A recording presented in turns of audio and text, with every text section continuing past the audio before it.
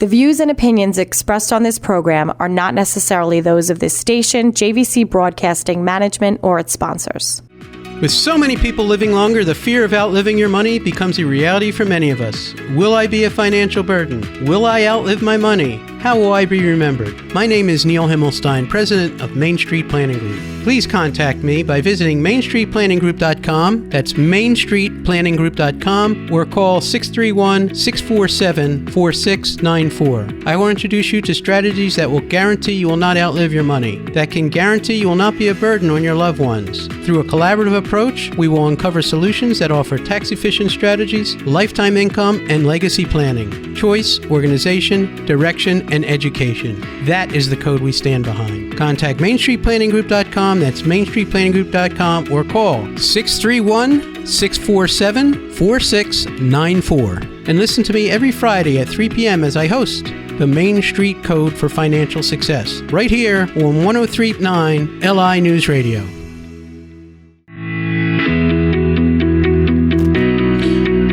Good afternoon, everybody. Welcome to the Main Street Code for Financial Success. I'm your host, Neil Himmelstein. I can be reached at 631-647-4694. You can always reach me at my website at mainstreetplanninggroup.com. Our code is choice, organization, direction, and education. And we work with hundreds of advisors, accountants, attorneys, and financial advisors across the United States, helping them with their insurance planning and helping clients with their personal planning and helping them put together a team of financial professionals that are going to assist them in their retirement and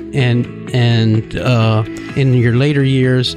That's what we do. And today we're very fortunate to have a guest with us, Melissa Negrin-Wiener-Partner. I apologize. It's okay.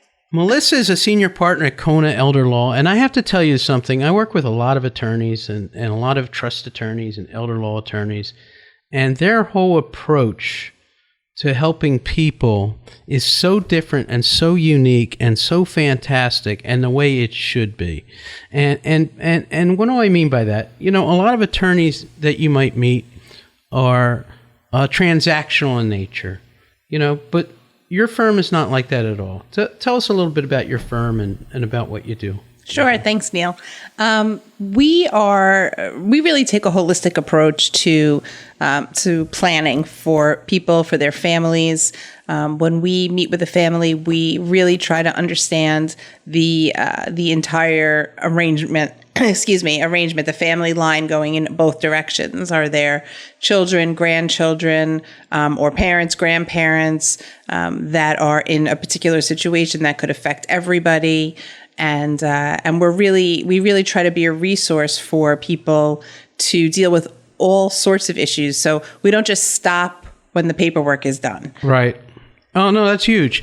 And one of the other things that they do, which I'm blown away by, because I've been putting this together myself, but they keep all your documents together. They organize you. And when I talk about choice, organization, direction, you know, the O in code, that's what code means, is organization and how important it is. And I want to share with you a little story that happened to me last week. I've been a little, I don't know what we're going to call it, a little frazzled all week. Last week I had a very close friend of mine die, 57 years old. He's a colleague. He's been friend for over 20 years, sudden heart attack. He left a wife who was working, and he worked as well. He did my computer work. Two twin 17-year-olds starting college in September. 24-year-old who just graduated graduate school. A younger man who graduated with an engineering degree. Very intelligent, great people. You know, when you're at the funeral and everything, there's this unasked question that everybody has, and that is, people don't say it. You know, it could be a great person, but how did he leave his family? You know, it's something that people ask, and I imagine if I was at my own funeral looking down, I'd want to know, that people knew that I took care of my family. I did the right thing. And he did a lot of, what great stories I heard about that. But I know that he had a very big mortgage and he had multiple student loans. And, he, like many Long Islanders, there was a mad scramble after his death, putting together all the paperwork and how confusing that is. And not just for someone that's 57, but for, I've experienced in our own family. It's all of a sudden, okay, is the electric bill paid? Is this, or where's this debt? And today, even more importantly, that a lot of people don't talk about, and when I talk about transactional and how important it is, one of the things that you want to look out for is your assets, your computer codes. Now, passcodes. He was a computer. He has my passcodes. I mean, he's got a lot of people's passcodes besides his own. I know for my business, I have 35 different websites I have to go to on a weekly, almost daily basis with every insurance company we do business with. Everyone requires a different name and passcode and third-party authentication. And that's all part of our stuff.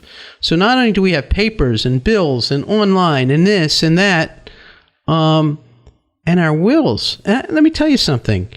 If you die without a will, we've gone into this a million times, and I'm sure you heard this from an attorney. You die without a will, okay, then there's a scramble that goes on, okay?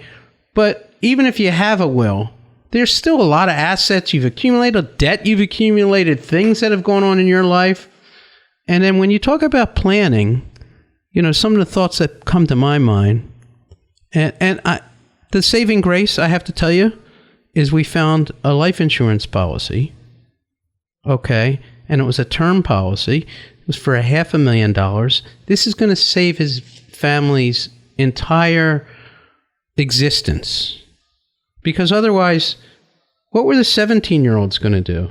What were, starting college? How are they going to get through college? And are they going to now get all this debt? And how about his wife, who was thinking of retiring, who now has to continue working? So all these things, all this planning, as Melissa said, involves intergenerational, not just your wife, but your kids and potentially grandkids. At 57, we start thinking about that. They call it the sandwich generation because his parents are still alive. He took care of his father. His father and mother were nearby. Her father, he took care of with her. And all these things come into play, but all of a sudden, poof, you're gone, and you left a mess. And you don't have to. So, right? Absolutely. You don't have to at all. Putting the documents in place is one thing, but like you said, making sure that somebody knows where to find the information. And that's something that we have focused on so much since I started practicing. And I've been with Cona for almost 20 years. And we put together something called a legacy logbook. And people can contact our office and they can just request one. It's free of charge. And it's basically a book where they can keep all of that information, all of their insurance policies, their advisors, their financial accounts, their digital assets, their passwords, their email addresses, everything and anything all in one place. And then they can take that book and put it someplace safe. And now everything is there. And it's like a roadmap. And that's really what you need to provide. Absolutely. And don't wait, and the big knock on elder law planning, what's an elder law plan? Now, first off, let me go backwards. There are CPAs that are good at certain things, that specialize in certain areas. There are CPAs that just do your taxes and they're transactional. There are attorneys that specialize in different areas, estate planning, elder planning. The nice thing about the Cona Law Firm is they have attorneys for every phase of planning, and complementing with somebody like myself who does financial planning and talks about annuities and life insurance and long-term care. We all integrate extremely. We play nice in the sandbox, and we're trying to do the same thing. At the end of the day, we're trying to help you, the client or the person who needs it, and we want to integrate your spouse in that conversation. And that's another big area.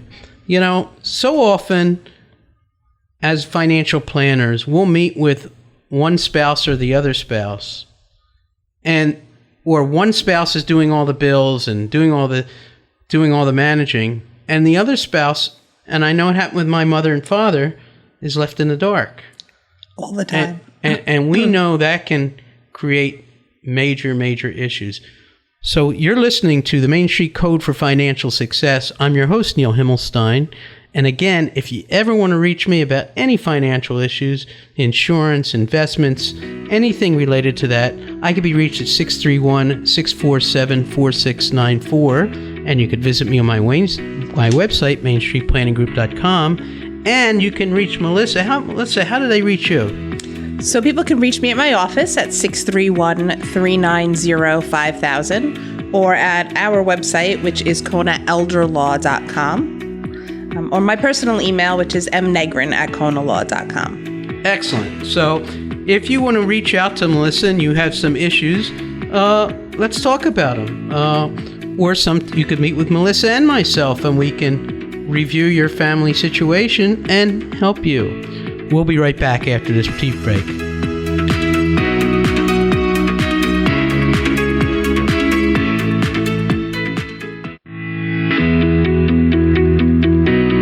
Welcome back to a beautiful day on Long Island. I hope you got to enjoy some baseball today. I know for a lot of accountants, they're still crunching the numbers for tax day. It's going to be Easter this weekend and Passover, and it's kind of like one of those transitional days that we're all over the place. Anyhow, it is gorgeous out here on Long Island today, and I'm here with Melissa Negrin-Wiener, who is with Cona Law. And if you were listening before the break, Melissa's specialty is elder law planning. She also works with guardianship planning and special needs trusts, and all these things are very important. But today they do something very unique to her firm, and Melissa really was an integral part of it. She wasn't even the founder of doing this employee benefit program that helps people in corporations that are caregivers. And caregiving is a huge responsibility. And I like to relate to my own parents and to what happened there. So my father, very successful veterinarian in Baltimore, did very well financially, and actually played tennis every day from the time he was 20 to about 60. In tremendous physical shape. He was a semi-pro goalie, and they wanted him to go pro, but he elected to, he couldn't travel because of his veterinary practice that he was just starting. So very athletic guy, very smart guy, and he had disintegrated discs in his neck and his back to the point of my children never even got to see him walk. As a matter of fact, my son watched him play tennis on a video one day and says, "Well, Papa Mo, you got a six-pack." I said, "Heck with him, I got a keg." I mean, but that's true story. Anyhow, as my father needed more and more care, my mom was still alive. She was taking care of him. And I got to tell you, it was, this relates to long-term care and everything else, but at the end of the day, what happened was one day my dad couldn't get out of the tub. So what was my mom's answer to that? She called 911. Okay, 911. They came, and about an hour later, so my dad's sitting there in the tub. Yes, she got him some clothes or some towels and put it on top of him. But he had to sit there in the tub for an hour. And they finally got him out of the tub, and he got around. And then a couple weeks later, same situation happens. They took 3 hours to get there. So this was the beginning of their long-term care travesty, which went on for years. My parents are no longer alive. Eventually, my father was wheelchair-bound, and my mom was dragging him around everywhere. And one of the things that they ended up buying was a special van that would, for the wheelchair. And we would come home, and they were still in Baltimore, and 5 kids. We all lived in different states. Actually, the oldest had passed away. Another story. But we'd come home, and this van that they had looked like it had scratches and dents on one side and the other because my mother could no longer see the curbs, and we had to take her license away. And, that was a very hard decision to tell somebody, because that was her freedom. Taking her that was one of the things I had to do, which was like, you want to talk about a punch in the gut, is taking her license away. That was monumental in my life. And then the one other monumental thing that I know in my life that happened was my mom had passed. My dad was kind of cheap, just his nature, but he wanted to stay in his home, and he had money. And he would have somebody that would clean the house, and he would think that they'd have to do other things as well. Like if they were there for his caregiving, but if they weren't like mopping a broom as he was laying there in bed, he was upset. But anyhow, at 9 o'clock at night, he would tell them, go home, while I'm sleeping. I don't want to pay for while I'm sleeping. And then there were mornings that he woke up on the floor and it was snowing out and no one was there. But that was my dad. But anyhow, there was this evening that I came, and he had his card group, which always used to come to his house now instead of going around to different houses because he was immobile. And at the end of in the middle of the card game, I had to take him aside and I had to change his diaper. And I got to tell you something. To see this man of strength that I grew up with, this bright guy, this intelligent guy with money and everything, and to have him change his diaper and him look at me as I'm doing it and me looking at him, I'll never forget that moment. And there are major, major issues when it comes to caregiving. We had 4 boys. We were all across the country. I had one brother who was managing his finances, sort of, and that's a big thing, right, Melissa? I mean, there's so many things that go into it. I mean, you hit the nail right on the head. These are the stories that we would hear from adult children who were caring for their aging parents. The stories about the snow and an aide not showing up, about not being able to get somebody out of a tub, these types of stories. But surrounding that story was always this kind of fear or concern for their own livelihood because they're working. Right. And they also have children, most likely. Right. And that sandwich generation that you mentioned. And they were always so concerned about being late for work or taking the day off or having to make phone calls during the day to doctors or run out for appointments. And we heard this so much. And there's so many resources available for people to help the working caregiver. That's why we started our employee benefit program, which is called TALK, Tools and Advice for Working Caregivers. We say it's time to talk about it because people don't want to talk about it.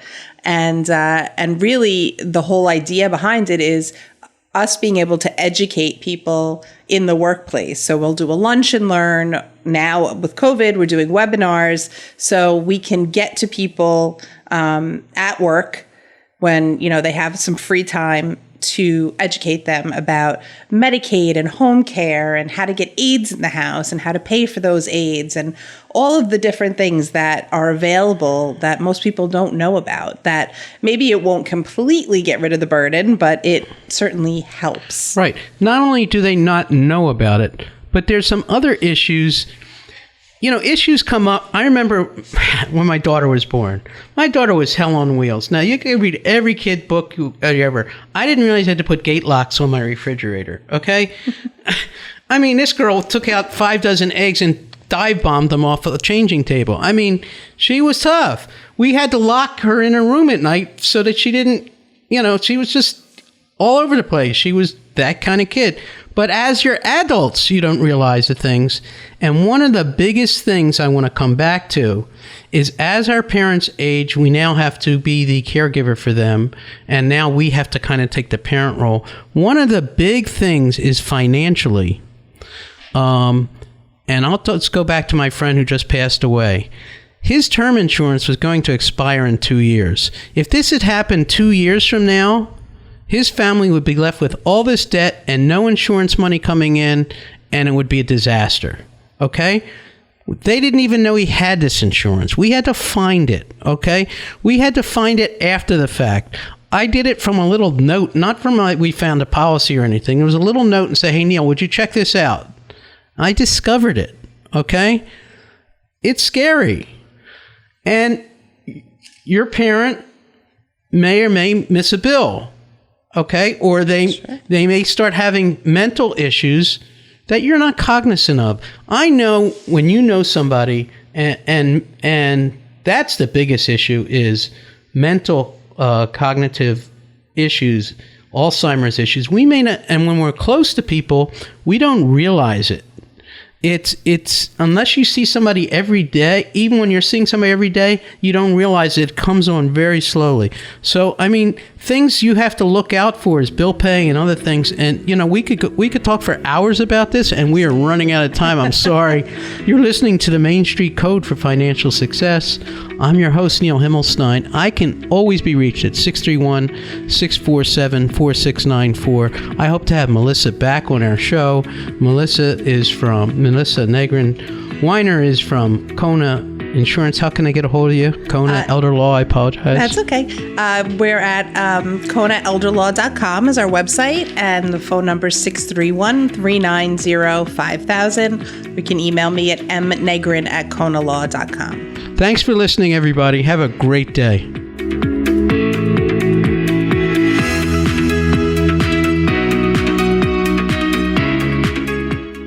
The views and opinions expressed on this program are not necessarily those of this station, JVC Broadcasting Management, or its sponsors.